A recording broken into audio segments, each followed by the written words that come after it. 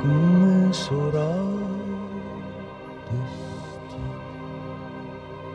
к скалам печали, к островам ли сиреневых птиц. Все равно, где бы мы не причалили,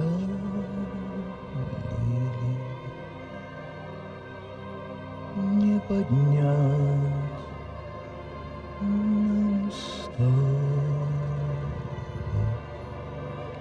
ресниц.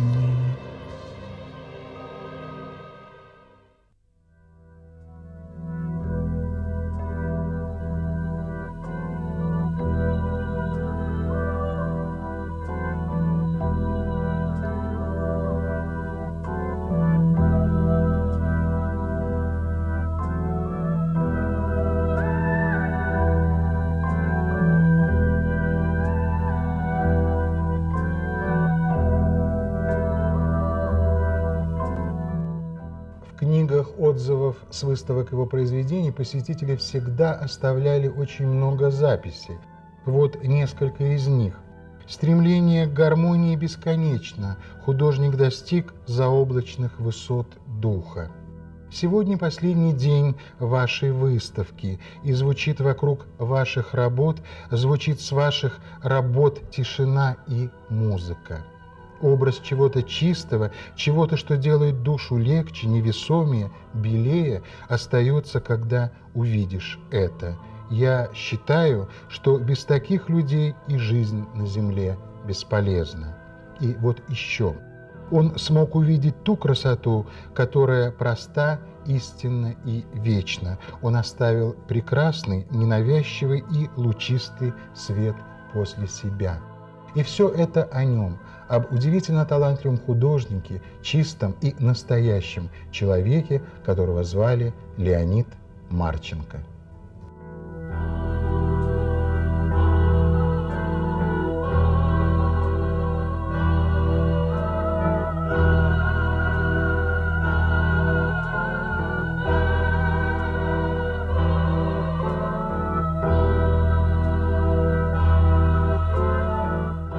С Леней мы встретились в юности.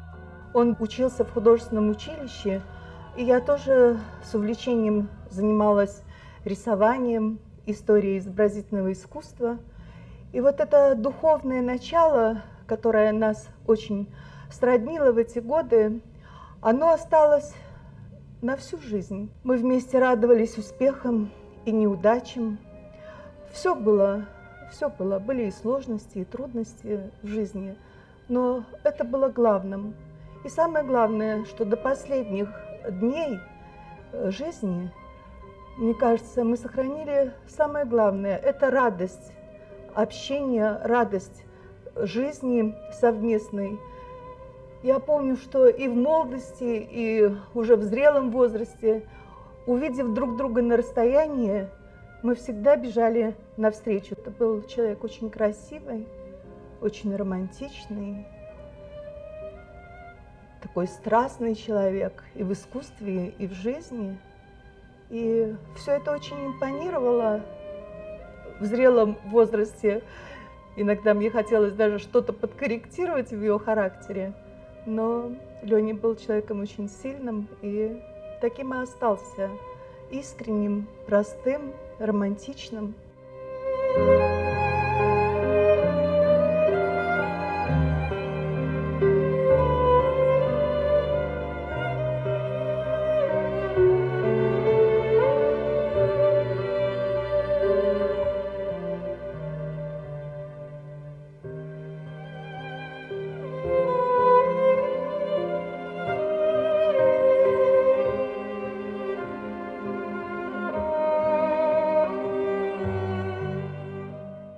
Мой папа был необыкновенно счастливым человеком, потому что он жил среди красоты, и он ее ощущал как бы настолько эмоционально, То есть его могла восхитить ветка сирени, хорошо освещенная. Ему ничто не мешало тотчас же начать это рисовать. Это меня всегда поражало. То есть ему не нужны были какие-то длительные приготовления к этому. То есть это все как-то моментально организовывалось. И он пытался меня как бы постоянно этим тоже заразить. У него было такое любимое слово «уходящее состояние».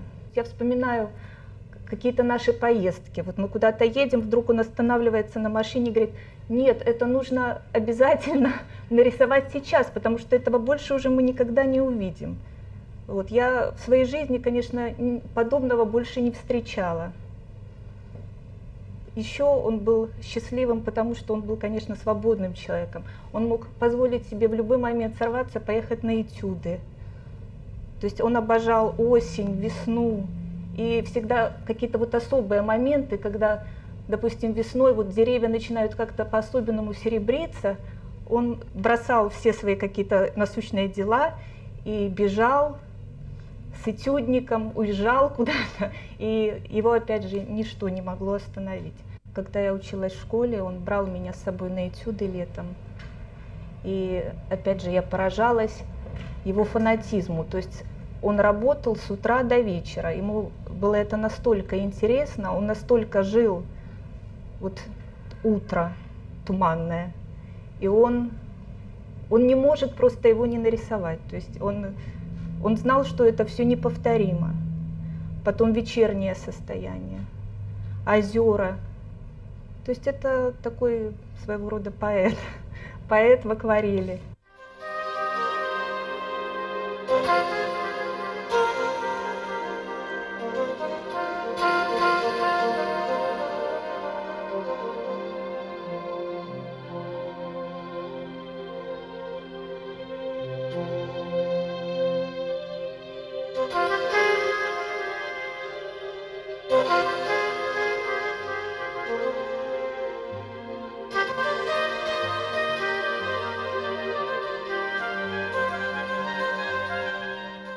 Кто-то однажды сказал, что Марченко тихий художник, скорее мудрый и очень сильный по своему творческому темпераменту, характеру, натуре, сильный и, значит, добрый, потому что настоящая доброта, она заключена в силе, в открытости миру и людям, а он таким и был.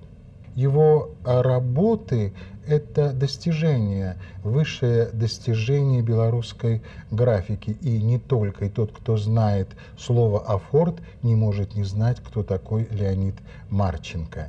Серии афортов «Мой Минск», «Моя Беларусь», «Мой край озерный», «По Туркмении», «Полярный круг», «Женщины Полесья» вошли в золотую скарбницу белорусского национального искусства. Надо сказать, что самое главное и отличительное в его творчестве, что каждый, увидев его то или иное произведение, найдет в нем нечто близкое для себя, родное. И для меня тоже во многих его произведениях заключается что-то очень трогательное. И каждый, так же как и я, понимает их по-своему.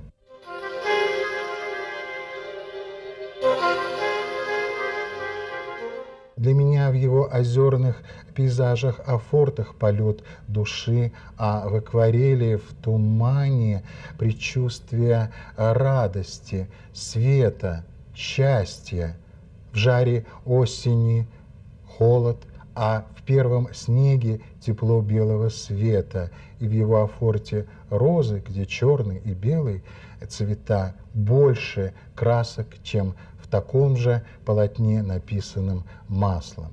Каждый понимает его работы по-своему, но каждый находит в них близкое, родное. Это действительно так.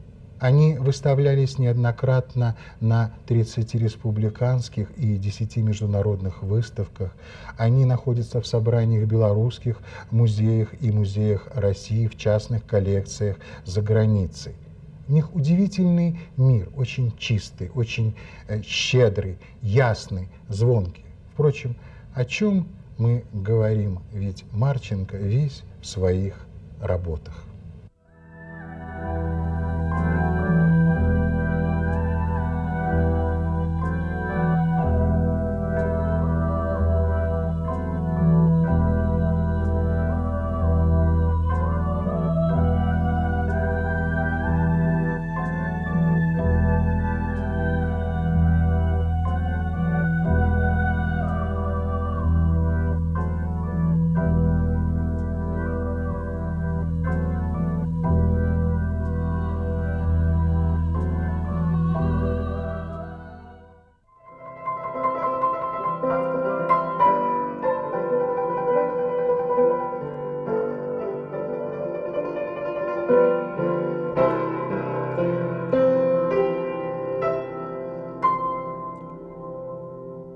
Эту песню очень любил Леня Марченко, мой друг, талантливейший художник, с которым мы много лет дружили.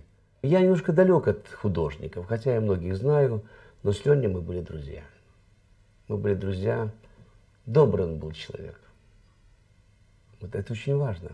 Он тоже ездил много по Советскому Союзу, бывал в разных точках, вот как и я. Это и Сибирь, это и юг Советского Союза. Если вы внимательно посмотрите его картины, в разном стиле написаны, вы поймете его душу.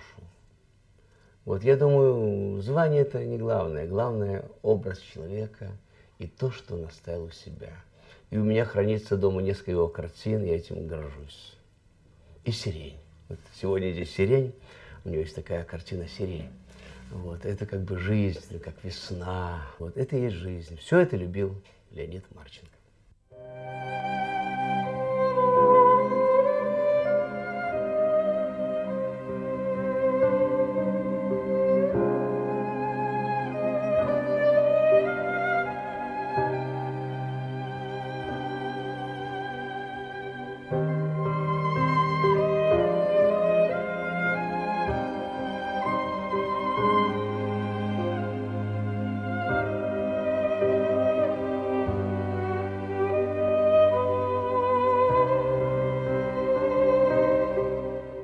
В детстве он нарисовал летящих журавлей. Это была первая серьезная работа, и это было в Бобруйске. Он родился в этом городе 1 апреля 1941 года. «Летящие журавли» он был счастлив, потому что его похвалили родители, учителя, и об этом даже написали в газете «Зорька». «Летящие журавли». Нам всем в детстве очень хочется летать, но не все взлетают. Он взлетел и душой увидел ту красоту, которой отдал себя навсегда и посвятил всю жизнь этой красоте. Но сначала был Бобруйск, Дом пионеров, студия изобразительного искусства и удивительный, прекрасный педагог Борис Беляев. Кстати, в этой студии занимался и наш известный художник-график Георгий Поплавский, который стал для Леонида другом и наставником на долгие годы. Потом Леонид Марченко уехал в Пензу и поступил в художественное Пензенское училище. Здесь, в Пензе, он познакомился с Ниной Павловной. Она стала его женой, и 34 года они были вместе. И сегодня Нина Павловна свято охраняет память о Леониде Марченке, художнике и человеке. Дочь Наташа – художник, она пошла, как говорят, по стопам отца, а отец для нее был другом, авторитетом в искусстве и просто отцом.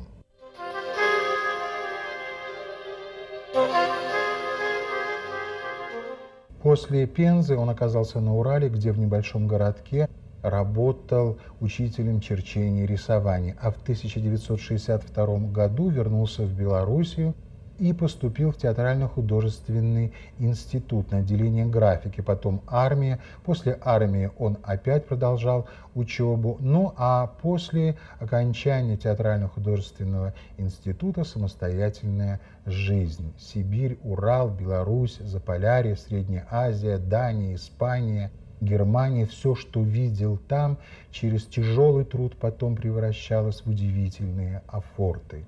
В 1974 году он стал членом Союза художников СССР, был награжден также премией Союза художников СССР за один из афортов из серии «Мой край озерный». Но это все о Марченко как о художнике, а каким он был человеком. Внешне выше среднего роста, крепкий, очень спокойный внешне и взрывной внутри. Он не терпел игр в человеческих отношениях, двуличия, свое мнение выражал прямо, а обидчика мог наказать действием.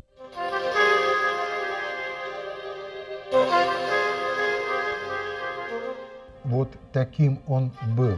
Он не был удостоен высоких званий и наград, но жизни его можно позавидовать, потому что в этой жизни было все. Был талант, любимое дело, его творчество, его акварели, афорты, была семья, друзья и честное имя.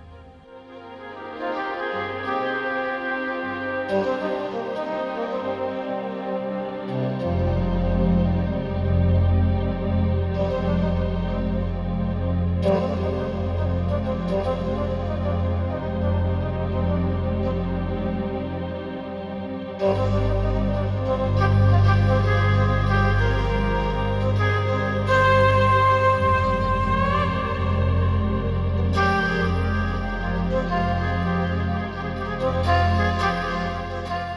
был мастер, самый прекрасный мастер афорта.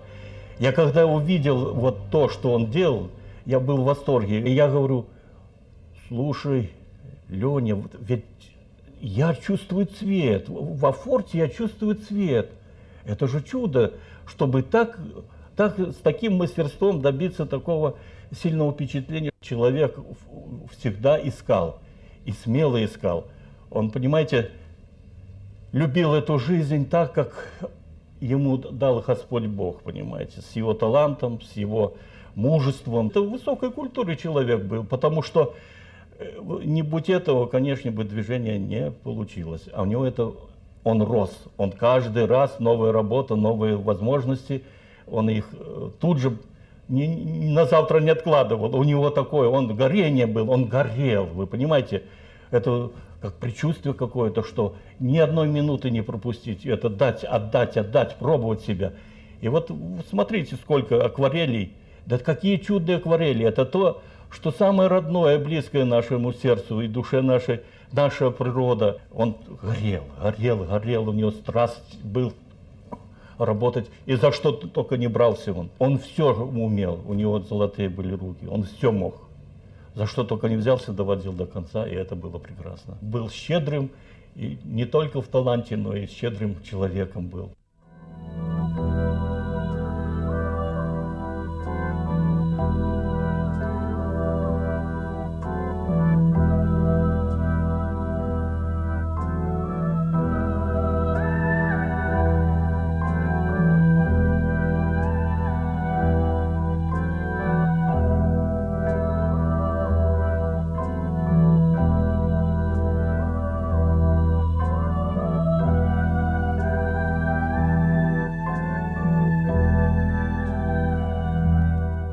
Отмечая свое 50-летие, он сказал: «Я только начинаю жить и только начинаю творить. Увы, нам не дано предугадать, когда, как и где оборвется та тонкая нить, которая связывает нас с этой жизнью». Судьба подарила ему еще 4,5 года, и он умер 11 сентября 1996 года от онкологического заболевания, не дожив до своего 55-летия всего несколько месяцев. Примерно через год в Национальном художественном музее открылась персональная выставка его произведений. Выставки прошли потом в областных центрах, многих районных городах. Люди приходили, смотрели, восхищались, удивлялись и сожалели о том, что раньше не знали такого художника. Они говорили о том, что он великолепен, что он совершенен и неповторим, и это все правда. Он действительно неповторим. Да, можно сделать афорт под Марченко или написать акварель под Марченко, но это не будет Леонид Марченко, потому что нельзя увидеть мир его глазами. Нельзя вложить в произведение его чувства, эмоции, мысли, как нельзя прожить жизнь другого человека.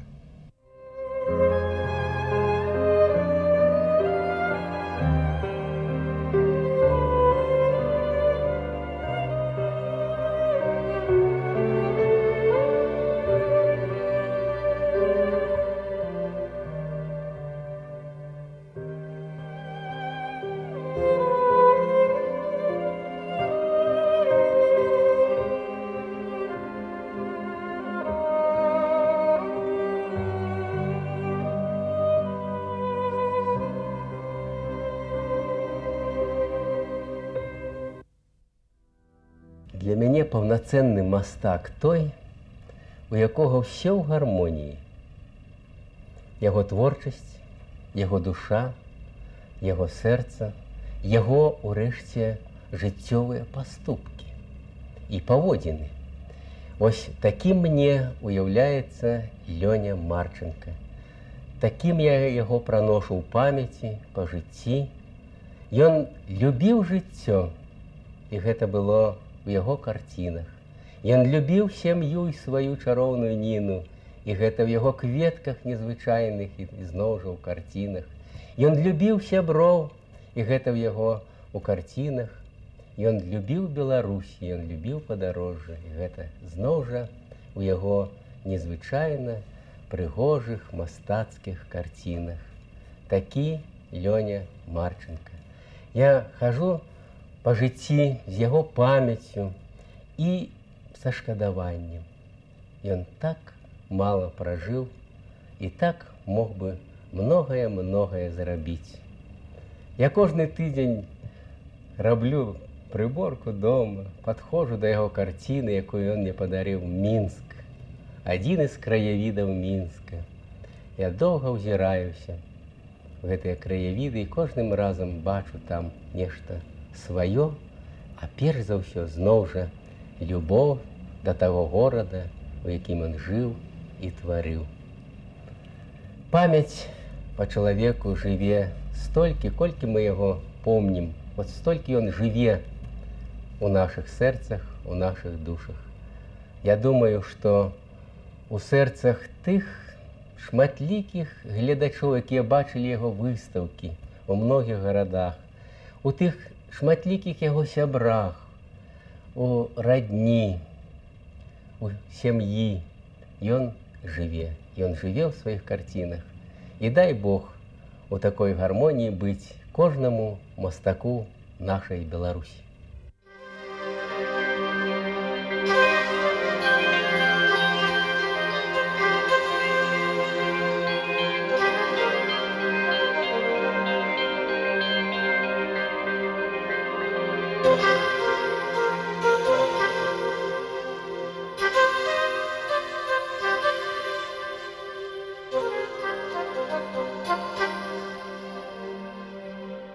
В своих пристрастиях к творчеству Леонида Марченко я не оригинален, и мне тоже нравится, что и многим другим поклонникам его таланта. Это и его написанное маслом полотно «Иней», и карандашный рисунок сосна, образ одинокого старого дерева, символ вечной, мудрой жизни природы. И, конечно же, афорты, тишина, старая мельница, розы и удивительные акварели, туман перед грозой, пионы, сирень, белые розы. Мне очень нравится, как и многим другим, его афорт из серии «Мой край озерный, весна». Мальчик с мольбертом на коленях стоит посреди луга, а вокруг весна, вокруг простор, многоцветие, многоголосие, простор, а впереди жизнь, самостоятельная, очень трудная, очень разная. На жизненном пути будет все: удачи, неудачи, счастье, огорчение, обретение себя в стремлении к добру и свету. Такой была и его жизнь. Удивительного художника, талантливого художника, чистого и щедрого человека Леонида Марченко.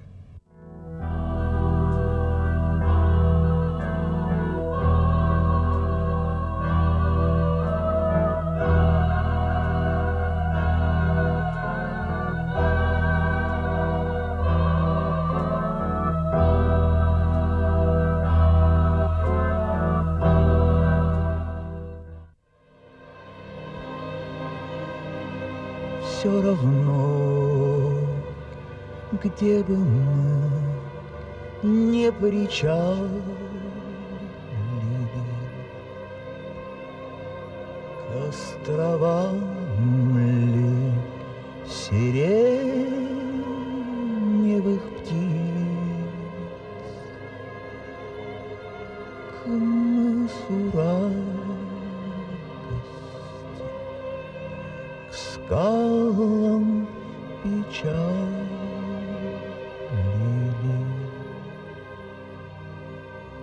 не поднять нам устал.